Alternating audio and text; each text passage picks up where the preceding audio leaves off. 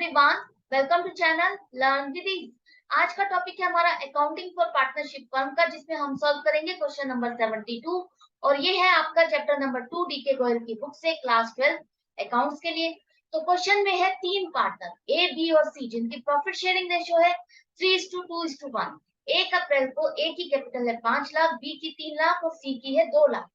ए सी को गारंटी दे रहा है कि किसी भी साल उसका प्रॉफिट 1 लाख रुपए से कम नहीं बनेगा अगर उसका profit interest on capital 8% per annum, interest on drawings लगाने के बाद 10% पर एनम लगाने के बाद जो शेयर ऑफ प्रॉफिट 1 लाख रुपए से कम बनता है रेशो में डिस्ट्रीब्यूट करने के बाद, तो उस डेफिशिएंसी को, उस डिफरेंस को कौन पूरा करेगा?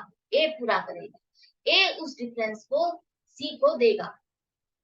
पूरे साल का प्रॉफिट है 4,32,000।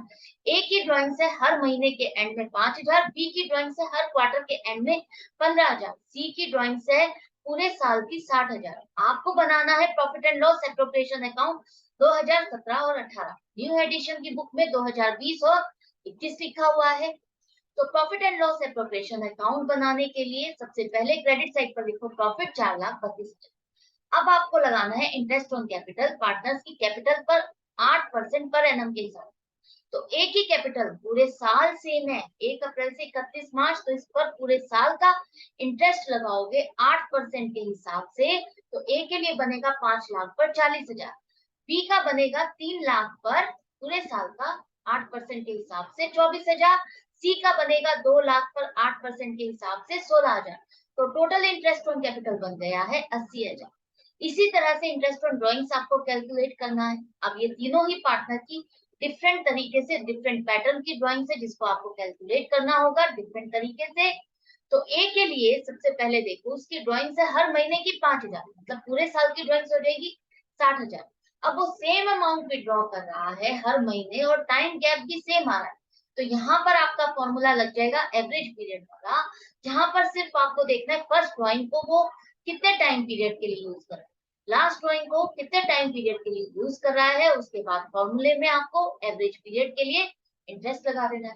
तो फर्स्ट ड्राइंग उसकी होगी अप्रैल के महीने में, अप्रैल से मार्च आपका फाइनेंशियल ईयर होता है, तो अप्रैल में अगर वो विड्रॉ करता है एंड ऑफ द मंथ 30 अप्रैल, तो वो यूज कर रहा है 5,000 रुपए को, उस 5,000 रुपए को वो 1 मई से 31 मार्च तक यूज कर रहा है, मतलब कि 11 महीने।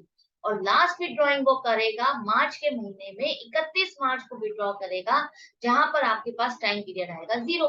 तो एवरेज पीरियड हो गया है 5.5 महीने।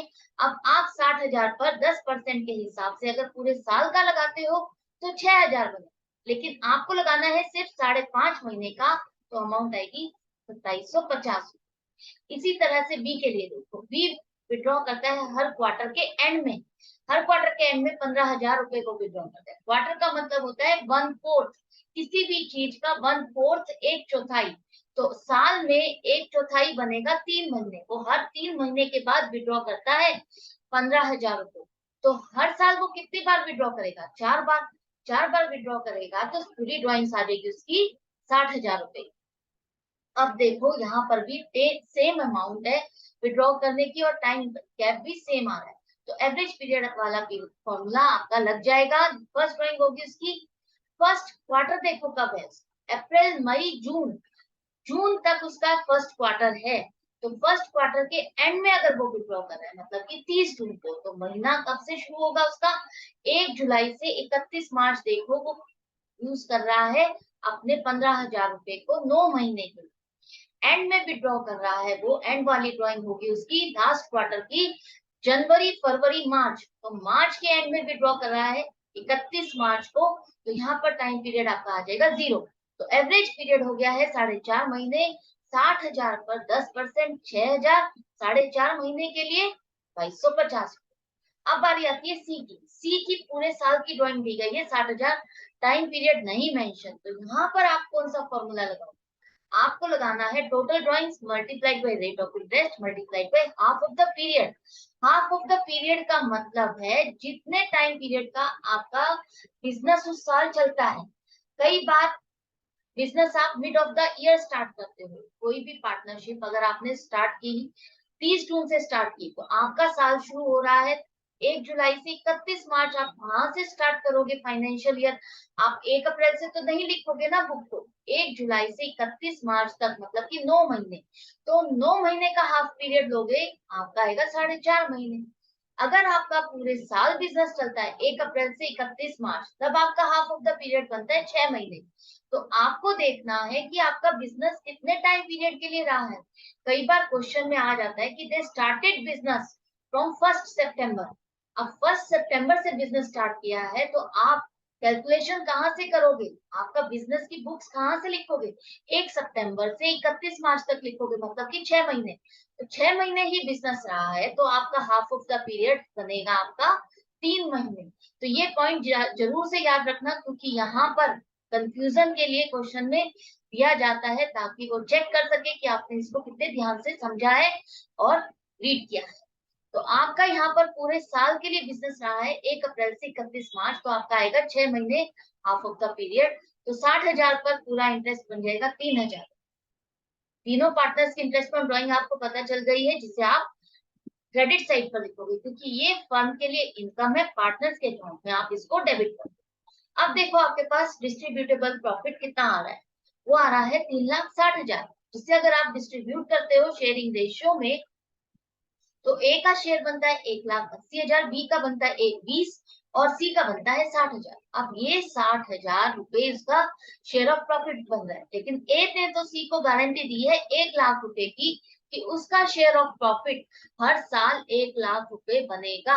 अगर नहीं बनता, उससे कम बनता है, तो उस डिफरेंस को कौन देगा, उस डिफरेंस को देगा ए। तो यहाँ पर डिफरेंस आ रहा है 40,000 रुपए का, इस डिफरेंस को ए बियर करे। किस तरह से उसको एडजस्ट करोगे, देखो ए का प्रॉफिट बन रहा था 1,80,000, इसे आप क्रेडिट करने वाले थे। अब आप इसे नहीं करोगे, आपको यहाँ से 40,000 रुपए सी के अकाउंट में ट्रांसफर करने होंगे, क्योंकि ये डेफिशिएंसी ए मीट कर रहा है। 40,000 रुपए इसको लेस कर दोगे, तो 1,40,000 रुपए अब ए के अकाउंट में आप क्रेडिट करोगे। बी ने कोई गारंटी नहीं दी है, तो उसके अकाउंट में 1,20,000 रुपए क्रेडिट हो जाएंगे। सी के पास जो 60,000 जाने वाले थे, लेकिन अब उसके पास जाएंगे 40,000 रुपए और ऐड करके 1,00,000 रुपए। तो अब यहाँ पर प्रॉफिट शेयरिंग रेशियो से तो आपका प्रॉफिट कुछ और बन रहा था, लेकिन आपस के एडजस्टमेंट से जो फाइनल अमाउंट क्रेडिट होनी है, वो ये अमाउंट क्रेडिट करोगे आप पार्टनर्स के कैपिटल अकाउंट। एंड में लिखोगे टोटल 4,40,000। आई होप ये क्वेश्चन आपको समझ में आ गया कि गारंटी वाले क्वेश्चन को कैसे आपको अटेम्प्ट करना है। वर्किंग नोट में आप क्लियरली हर कैलकुलेशन शो करोगे कि हर फिगर को आपने कहां से पिक किया है, किस तरह से उसको फाइंड किया है। तो क्वेश्चन समझ में आ गया होगा, नहीं आया है तो कंफ्यूजन और डाउट के लिए कमेंट सेक्शन है, वहां लिख करके पूछ सकते हो। जो बच्चे नई एडिशन की बुक से कर रहे हैं प्रैक्टिस, उनको घबराने की जरूरत नहीं है, क्योंकि कॉन्सेप्ट सेम है, सिर्फ और सिर्फ डिफरेंस है इस साल को लिखने के लिए। आपको यहाँ पर 2021 लिखना है, क्वेश्चन में फिगर सेम है, पार्टनर्स के नाम सेम है, सब कुछ सेम है, तो घबराते क्यों हो। कंसंट्रेट करो अपने कॉन्सेप्ट्स को क्लियर करने में। ये मत सोचो कि पुराने कॉन्सेप्ट की बुक है या नए कॉन्सेप्ट नए एडिशन की बुक है। कॉन्सेप्ट आपके सेम है, तो उस पर फोकस करो, उसको क्लियर करो, मार्क्स आपको उसके बेस पर मिलेंगे। आप कभी क्वेश्चन को सही से सॉल्व कर पाओगे। तो मैं मिलूंगी आपसे नेक्स्ट वीडियो में नेक्स्ट क्वेश्चन के साथ, लेकिन आप मेरे साथ बने रहना, प्रैक्टिस अपनी जारी रखना।